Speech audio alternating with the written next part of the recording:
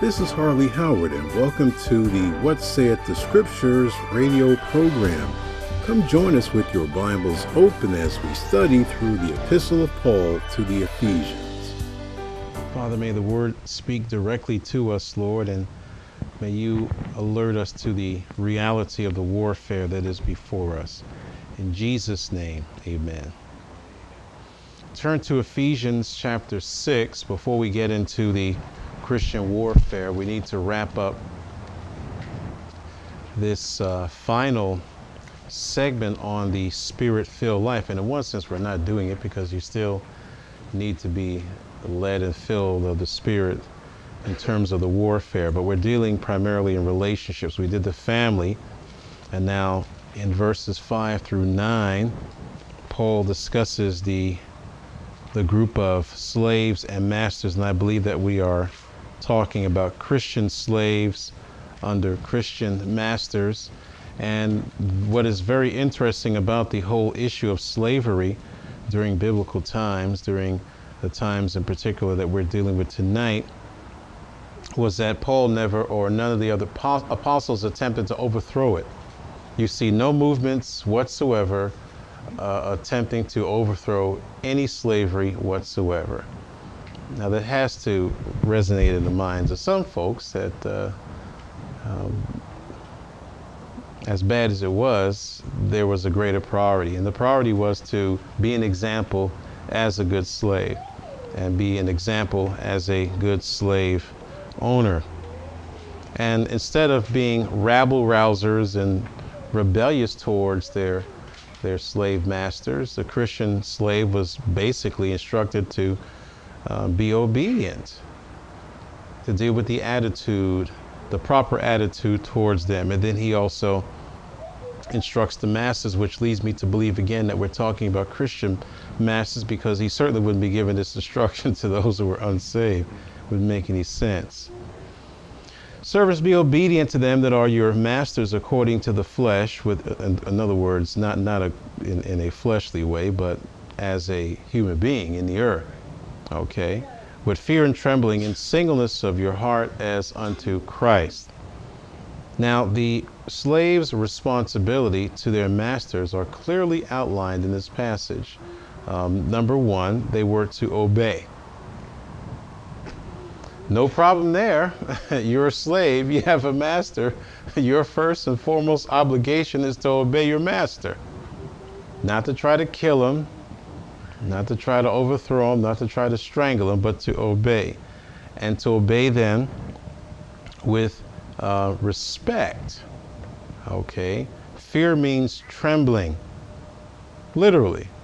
That's how they should have been treated, because they are over you. They should be respected, and they should be respected with fear. Okay? And then he talks about in singleness of heart. And all of that means with sincerity or without hypocrisy. They were to obey their masters in a singleness of heart. In other words, with sincerity, without duplicity. And notice what he says, as unto Christ. And you see that expression over and over again. Why? Because it is our responsibility, or the responsibility of the slave to the master, to render a service to the master, seen as a service that is rendered to the Lord. What it literally says is, just as you would obey Christ, like slaves of Christ, doing the will of God. In other words, you're doing the will of God when you are serving your master. It is as if you were actually serving the Lord. Just like when a wife obeys her husband, she does it because she is obeying the Lord. The husband didn't give the instruction, the Lord gave the instruction. When the husband is to love his wife as Christ loved the church, she didn't give the instruction, the Lord gave the instruction to the husband to do that. So when everyone is doing their role, when the child is to obey their parent in the Lord, when everyone is to do what they were commanded to do, what God has directed them to do, okay, then in every area, whether you're talking about the husband and the wife and the children and the family and the slaves and the masters, all of it is as if you were serving the Lord. That is how your service is manifest, by doing exactly that. Verse 6, not with eye service as men pleasers, but as servants of Christ, doing the will of God from the heart. Now, also this means that you wouldn't do service to your master when he's watching.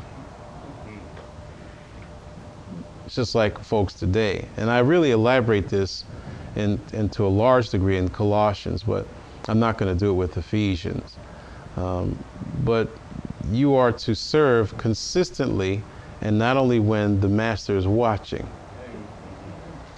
That's what happens today. You know that. You know, folks out there on the job, and they're not going to do their job if they know that the boss isn't watching them. Well, it really depends on your attitude, who your boss is.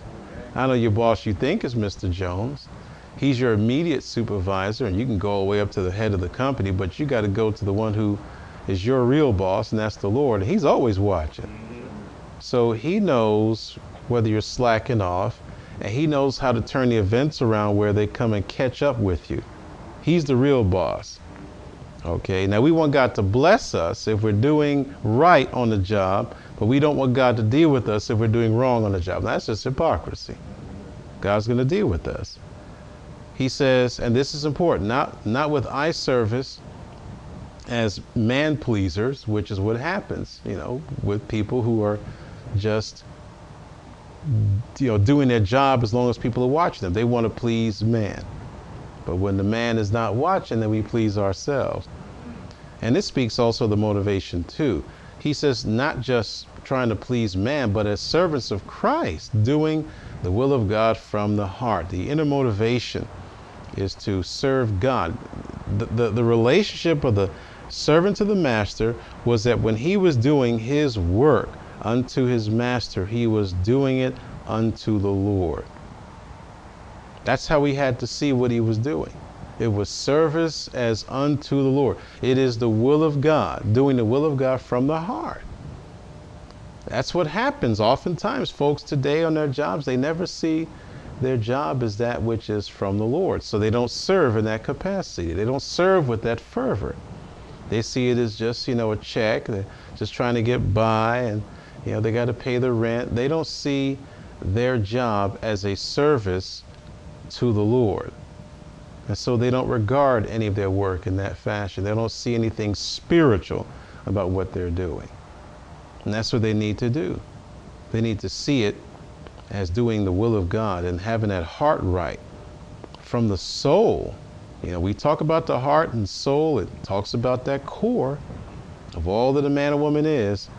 One is to serve in that capacity. You're serving God with all of your might, with all your heart. And that's going to help you at that job. You know, when everyone around you hates their job, you're just rejoicing with yours. You know why? Because you're doing service as unto Christ. You're doing the will of God from the heart. Then he says, with goodwill, doing service as unto the Lord, not unto men. Reiterating that point again. We're talking about wholeheartedly, with goodwill or a peaceable spirit. You're not going to be the rabble rouser on the job. You know, when they want to protest, you're not going to want to be out there. You know, you'll never see me with a picket sign. I've worked at 2 places that had protests, and I was always, well, the scab, whatever. I don't care. You know, you got to feed your family. You know, what are you going to do to me? You blank of whatever. You know, yesterday I'm your friend, now today I'm blankety blank. Well, that shows me what you think of me, hypocrite. And so when the strike's over, don't expect me to forget what you said. And I didn't. I just didn't talk to him anymore. You know, if you showed me exactly how you felt, I did you no wrong. I got to feed my family. Will you keep food from off my family? No one told you to come out here. That idiot supervisor or union, you know, whatever, told you to come out and strike because your $1,000 an hour isn't enough. You know, what is enough? What is enough? Oh, you want 8 SUVs as opposed to 7. It'll be enough for what, another month or so? Our contract states we got to have this and that. When are you just going to work? All this nonsense, just feeding this frenzy of just dissatisfaction, no thankfulness that you have a job. It's just this, yeah, I got a job, but I deserve better. You're not doing anything, frankly speaking, that shows anybody that you are even worthy to hold a job. That's why these guys like to get these jobs, and some of these ladies like to get these jobs where it takes an act of Congress and God to get them fired. They like that security. You know, they actually asked me in a meeting when I was working at UPS, they said, well, what do you think is one of our problems? I said, one of your main problems is you took away the motivation for people to work. They said, what do you mean? I said, well, once you started treating everybody equal, see, once you allowed the union, the most stupid rule I can ever imagine is you have a union come in and they basically write out every year that everyone should be getting this particular amount of raise. That is ridiculous. That means you treat the hard worker like you treat the sloven fool. And I said, what incentive does the hard worker have to work hard when this idiot does nothing? I said, once you took away the incentive for this hard-working man or woman to work, they're not going to do anything. Why should they? They're going to get their raise anyway, just like this fool over here. You know, they couldn't answer me. I didn't think that was all that brilliant. I just thought it was common sense. If you got a guy who's working hard and you got an idiot over here who's not working at all, and you're saying there is no distinction between them, like it was years when I worked, I got a raise because I worked and deserved a raise. I didn't get a raise because I just showed up. Getting a raise because you show up is ridiculous. Once they took away that incentive for people who work hard to get to be rewarded, that was it. You just ruined the whole plan. So everyone comes in, they're mad. They're mad the idiot next to them, it doesn't work. They're trying to get him to work. He don't want to work. You got to do double work. You got to work for you and the idiot. And then when you say something, you get labeled by the whole plant, which is 85% idiots anyway. Your boss is a moron. The supervisors are slouches, and you're history. So it takes an act of Congress to get this idiot fired, but you get fired just by opening up your mouth and telling the truth. That's how the system works. Now, what do you do as a Christian? Well, you go there and you just work as unto the Lord. Amen. Be thankful you got the job. You didn't have one before you got there. What are you crying about? Amen. Let me see if I got this right. You didn't have a job, so you got a job. Why do you want to complain about it? Why did you take the job then? Anyone do this to you? You will work here. Okay, I'm working. I'll work there. I'll sign it. Yeah. Okay, that's my name. Okay, I'll take that job. Can you get the gun off my head, man? Okay, you hired. No one did that to you. You put on your whatever it is. You went out there and you applied or lied about your job, about your qualifications and all that. You made an effort to get the job, right? So when you got the job, now you want to act like you dissatisfied. No one told you know you ought to do. You ought to quit. Get the job you want to work. You didn't want to do it. Why'd you apply for it? You don't go there and start making demands. Listen, human relations will tell you, you're going to get this much money an hour. You could have walked out right then. It wasn't enough. You went, oh, yeah, that's good. Immediately you did that. Because why was it good? Because it was better than what you was making 10 minutes before you walked in there, which was probably nothing. So what are you crying about? Now what? You listen to these imbeciles on the job telling you about ain't no good, and you know he's got 8 SUVs. He can't afford to pay for either one of them. He's complaining because he ain't got no money, and he brings his complaint to you. And all of a sudden, the job that you were thanking God for, now you crying about because there ain't enough money. It ain't gonna never be enough money. I never worked a job where there was enough money. Enough money for what is the question? Look, let's just get down to some serious, simple reality. When you cry on your job because it ain't enough money on your job, and it was when you got hired, usually it's because of all these pleasures of this world that we done accumulated that just drowned us in, and now we got all this debt and all this stuff. Now we crying about the job ain't no good, but we never seen to put the finger back where it was. No one made you and me, or anybody else buy that car. No one said, okay, get up, man. What? You want more money? No, man. I want you to get there and buy a car. Okay. What kind of? You need to buy an SUV. Well, What, an Explorer? No, man, fool, buy one of them Lexus ones. Buy a Beamer. That should be okay, man. It's $80,000. Buy it, man. I'm going to kill you, man. Nobody did that. No one broke through your window, put a gun to your head, and threatened to blow your brains out if you didn't buy a Lexus or a Beamer, SUV. Did they? No. Okay, then. So what's the big deal? No, this is the scenario. I just got me a job, and, you got your broke down car. It might cost $600, $700 to fix up. Suddenly there's something wrong with the car. There was nothing wrong with the car that $600, $700 can, and you want to tell, if I just had $600, $700, I could just spruce this car up and it'd be running good as new. So you got a job that's gonna give you more than $600, $700, you can fix your car. What do? This piece of junk. I'm gonna go get me a Lexus. Nobody should buy a Lexus making $850 an hour. I mean $8.50 an hour, not $850 an hour. But all of a sudden your brain just takes a vacation. So now you're gonna go get yourself a Lexus. And not just any Lexus. They do have low price ones if you just got to have one of them things.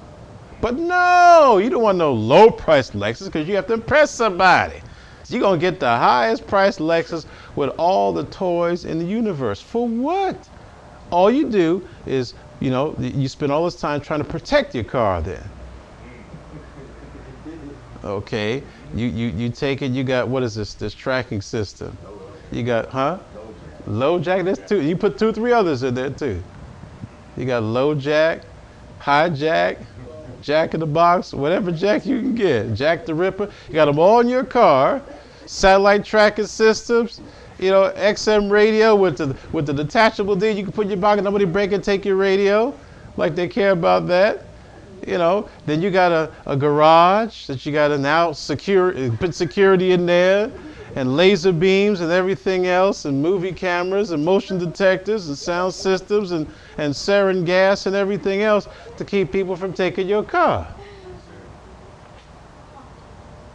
Now you done went from $850 to like minus $55 an hour in debt to get that stupid car, but nobody can tell you anything. And all you're gonna do is take that car from that garage to the job and back home.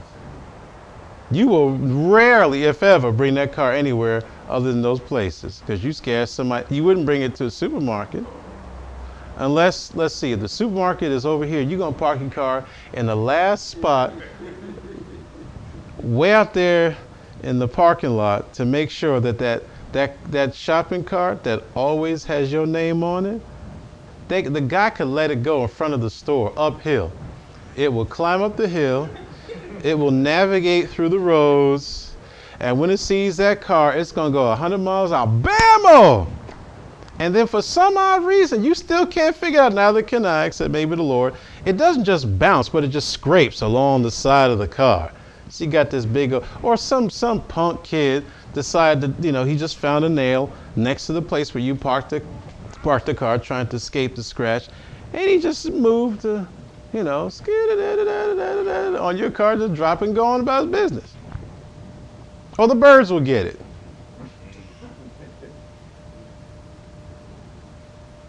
So what did you accomplish with all that? God gave you a great job.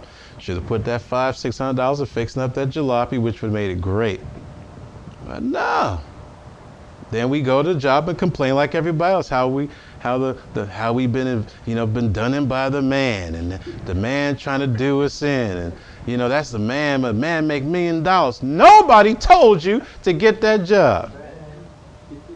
I told them folk, y'all need to shut up. Company president makes $6 million. I said, I don't care, make $600 million. No one told us to take these jobs. The man ought to be able to make what he wants. His company. If he find folk dumb enough or smart enough to work for him, and he gonna make $6-7 million, more power to him. Ain't nobody out there putting no gun on head making us get these jobs. We ain't got no right to complain about it. If human relations tells us you're gonna make $8.50 an hour, well, that's all you're gonna get. When am I going to get raises? You might get raises every year. Okay, here's the book says you're going to get raised every year. Here's a certain percentage, and when you work this long, you're going to get this, that. Okay, so you know what you're going to get right from the start. So what you got crying about? Now you say, what are you supposed to do? You go there as a Christian and you do your job as unto the Lord. You thank God for $8.50 an hour, and you thank God, and you do your job as best you can. You forget all this stuff, all this noise around you, and you just, hallelujah, you're doing your job, not everybody else's job. You do your job. If they don't do their job, that's on them. And you do your job and just keep praising God and go home, and be happy. And just keep thanking God for $8.50 until you get $9.50. That's all. But don't do like everybody else. I saw one guy, I knew he couldn't afford it. He went and got himself a black, big old Broham kind of SUV. The wheels cost $4,000. I know that. Big, huge wheels. And what's this obsession with wheels and rims now? You got, 26-inch rims. It's like $10,000. He coming in with, the rims probably cost half the value of the SUV. Stupid. He parked it way in, hoping that nobody, listen, them guys are so mean. If they saw that van if they saw that big Broham over, they go ahead and scratch it, because we know why you parked it over there. Oh, you don't think we can do that? Put a rock right through that window. You get so obsessed. Worry about some stupid truck. They want to complain about you ain't got no money. Well, wonder why. You're feeding that SUV. That's your new child. Claim it as your dependent. It's Billy Joe, Bobby Ray, and SUV on your tax statement. Income tax. You go there wholeheartedly, do your job with goodwill, with a peaceable spirit, and not allow yourself to be taken in with the foolishness of other fools. Knowing that whatsoever good thing any man doeth, the same shall he receive of the Lord, whether he be bond or free. If you want reward from God, then do what God says at your job. If you want reward from man, you're going to have to please man. If you want your reward from God, you're going to have to please God. Listen, it's hard for me sometimes to stand up here and talk to you because I don't think you believe half of what I tell you to be the truth. I'm telling you that God will reward you if you do his will on that job. Now, on a personal note, it don't matter whether you believe me or not. I'm just telling you what I know from experience. Even the last job, UPS, I told you that another department came to me and said, we want you in our department. You can transfer to us. We will hire you. We will keep you. We will give you this. We'll give you that. I'm telling you, I was part-time. I was not eligible for any transfer, let alone anything else they were offering me. And I said, I'm part-time A, and I'm leaving B. They said, B, don't leave, and A, it don't matter if you part-time with us. We'll make it work. What did I do? I just cleaned up the area better than the guy that had been doing it for about a year. That's all I did. I didn't do anything any super spectacular. I didn't go and polish all the chrome or the silver or anything in there. I didn't clean up under plates and pull gum from under the tables. I just did my job. But I did it as unto the Lord. And the Lord, opened up these doors. He does it. But if you go there, bad mouth, you see something that needs to be picked up and you pull a rug and sweep it under there, the Lord sees it.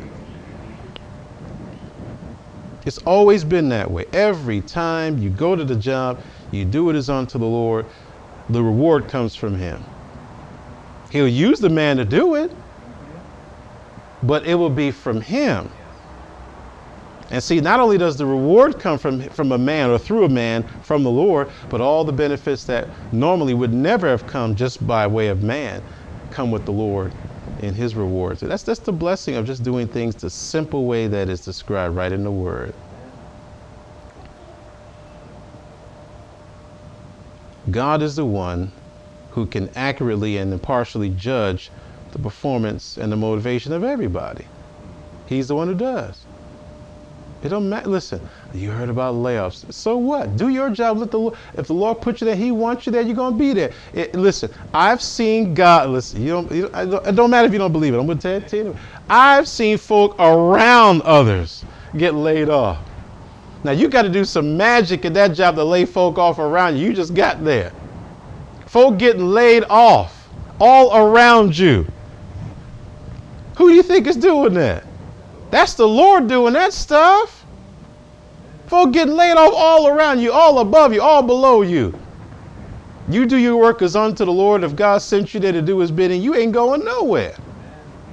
And if you do, fine. God got jobs. Just you don't start making those stupid moves. Or you on your own. You let the Lord do the moving. You don't start moving and then blame God for it. Like a lot of folk be doing. They realize it's rough to get a job. Well, God ain't told you to leave the one you had. You did it on your own, fool. Verse 9, and ye masters do the same things unto them, forbearing, threatening, knowing that your master also is in heaven, neither is there respect of persons with him. So the Christian masters weren't to use threatening, okay, I'm going to beat you, to get them to work. Oh, no. They were to treat their slaves in the same way, that is, to please the Lord in their dealings with them. Christian masters had a tremendous responsibility. They were to treat their slaves with the same respect. They needed to treat their slaves with always in mind as unto the Lord. So they weren't to continue to threaten them, but to treat them justly and fairly, because they themselves were servants with the master who was an example to them. So they had the Lord to deal with. If they were doing things impartially to their slaves, God was going to deal with them. God says, I'm in heaven, I'm watching. And there's no respect to persons, not with him. God don't have no pets, none at all. And this shows that the Lord is the Lord and the master over both earthly masters and slaves. No partiality at all. So in conclusion only a spirit-controlled believer is able to fulfill the obligations given in this entire section. Many of these verses emphasize selflessness, which results in harmony, which is one evidence of the Spirit's work.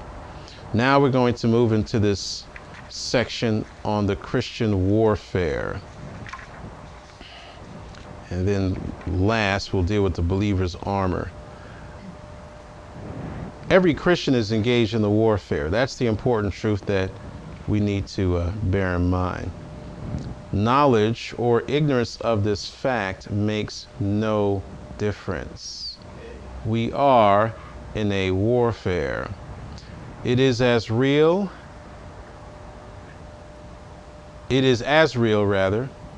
as any earthly warfare can be. We must be no more relaxed about this truth. We are at war every day. Every day. 1 Timothy 1:18. I want to look at a few setup passages here.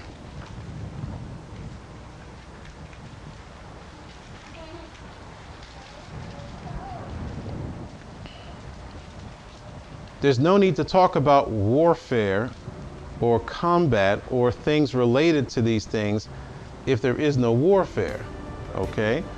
Thank you for listening to What Saith the Scripture radio program on Word Central Radio. May God bless you and keep you until next time is my prayer.